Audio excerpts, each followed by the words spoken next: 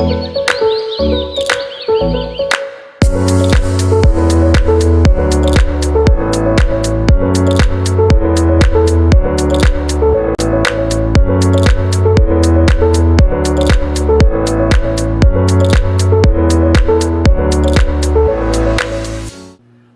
up YouTube? John here. Thank you for joining Blue Carbon Reefing.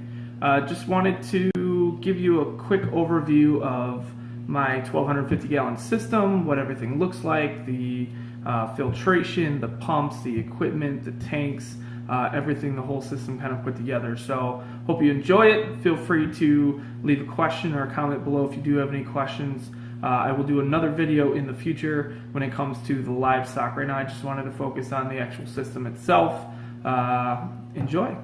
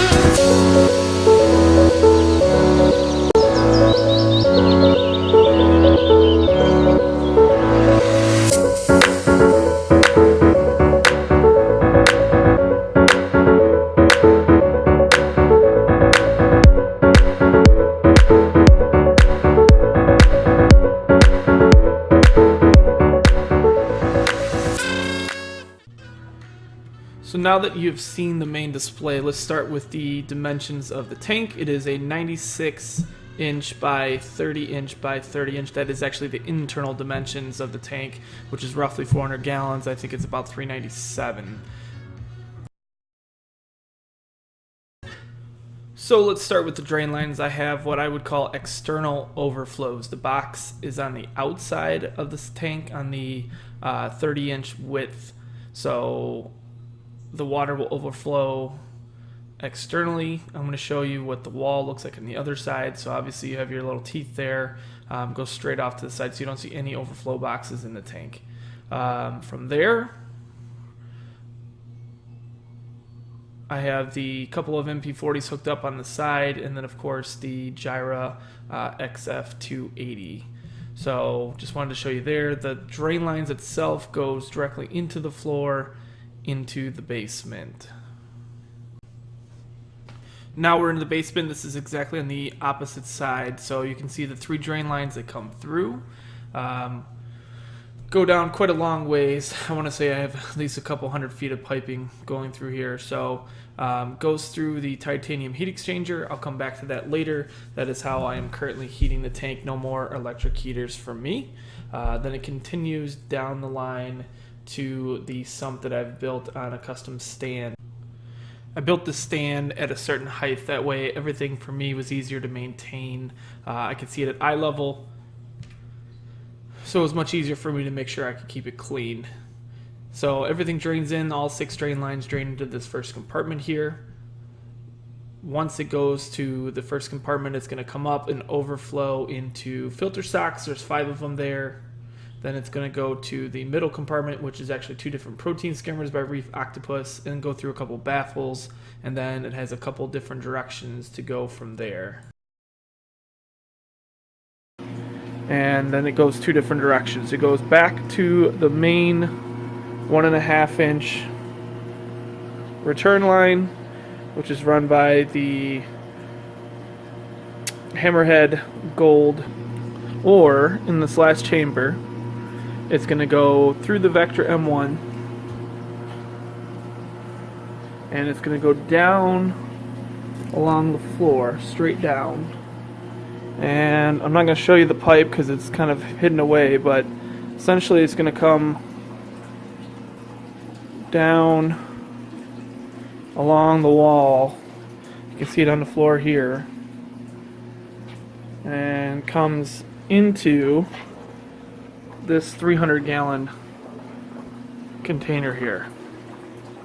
So the water basically comes in through the bottom, will flow up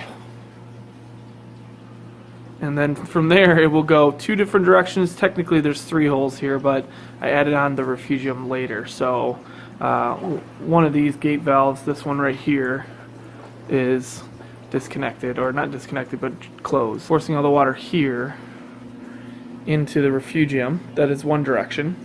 And then it's going to drain from this 150 gallon container into a 110 gallon container, which is just filled with live rock. This is Pecuni. I wouldn't say live rock, it was dead rock, but it's been in the system now for a year, probably about a year. I added it as an afterthought instead of having a bunch of rock in the main system. And then from there it's going to drain. This is kind of where it gets a little bit kind of crazy, but it's going to drain along the wall behind my mixing station and into this bottom sump. And I'm also going to show you the sump is what the frag tank directly drains into as well. So again, goes to the second spot where the 300 splits off. It also goes out one direction and down into the frag tank. So it's also coming into the frag tank right here, just for a little bit, obviously some water flow there, and then it will drain before. So the second Vector M1 is down here that will pump both waters that come from the refugium and comes through the frag tank, and it will pump it back down into this compartment, and then it will pump back up again to the first container. So the way I have it set up, essentially everything goes right back to this first container, and then again has to go through the filter socks, and again has to go through the protein skimmers before it decides to go what direction. So that's an overview of the plumbing. Obviously I have an apex, I got 3 different AB8s. I have 2 different temperature probes, 2 different pH probes. So one of the pH is taken out and I put an ORP probe, We're using the Tunzi osmolator as an auto top off. Seen this as well as in my maintenance video if you go back and look. But I have just a 50 gallon container that I painted all the way around, except I put one little strip right down the middle so I could see the water level of the auto top off. So I fill that up with fresh water. That as well, if you can see, is plumbed directly from my system. I'll show you our own unit. My drain line goes directly into the sump, so don't have to worry about anything there. It goes directly outside. So the RO unit goes up through the ceiling, and I'll show you real quick because you're not probably going to be able to follow the line, but the line goes through along the ceiling all the way down into my mixing station. So these are both 100 gallon containers. I'll try to back up so you can see it. So the right one is where the RO water comes in. It's obviously got a float valve to shut off the RO unit once it's full. But essentially that water can only go in one direction, which is out through the bottom, and then it comes back up through this pump, and I can either close this ball valve and send water down. I can either send it into the tank, the frag tank, the tank itself, or what goes in the back basically goes down to the bottom to your 50 gallon container that holds the RO water. So essentially I'll fill that up without having to lift any buckets as well. Secondly, when I send the water out, the fresh water out, it can go into the second mixing station and goes in here, and this is where I mix my salt. I have a little thing here, that way it's just high enough to have a 5 gallon bucket underneath. Essentially I can run the water through in a circle to mix my salt water when I want to do it, and then whenever I want to bring it back to the tank, I turn this ball valve off and turn this one on, and then I can send it back to the tank. Don't really use it for sending it to the frag tank, but I can. I can send it here as well and send it right back to the tank. So when I'm doing my water changes, I essentially I'm going to put it right back to the first compartment of the system. Now, I don't use these electric heaters anymore. I did. One of my other videos, which I've named Saving Money on Your Utility Bills, I've now hooked up the hot water heaters to my system. So I showed you the external overflows. This drain line comes down through a titanium heat exchanger, and then the hot water, basically from your inlet of the hot water, circulates hot water through and back. So this titanium heat exchanger gets hot. The return lines, or the drain lines going back to the sump, go through and come back and go back to the sump. So it's bringing the hot water without obviously touching any fresh water right back to your sump. And that's how I heat my tank now. I have saved over $200 a month. So right now I'm manually dosing, no dosing pumps. That's on the list, but as of right now, big system, everything's pretty stable.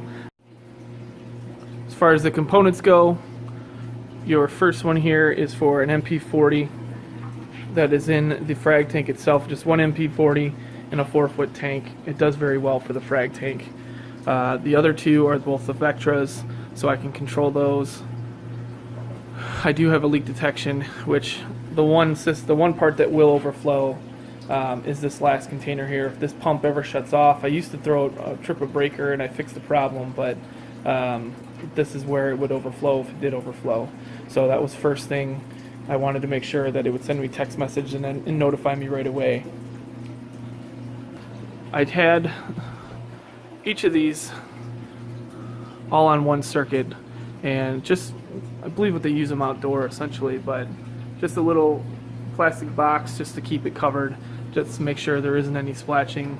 The one that probably needs it the most is right next to the protein skimmer, so there are some air bubbles that come out the top, and of course will cause a little bit of extra splashing there. So I'm really glad that I decided to do that. So that is it, guys. That is the overview of my 1,250 gallon system. I know it's a mad science project. This has been a love of mine for the last 2+ years. I really appreciate you guys watching this. So if you have any questions, definitely leave a comment below. If this is your first time here, definitely hit that subscribe button so you can be notified of future videos that I do have coming out. I really do want to take the time and kind of feature the livestock in a completely separate video. Today I just wanted to show you the overview of the tank, the equipment, everything as a whole. So once again, thanks for stopping by, and happy reefing.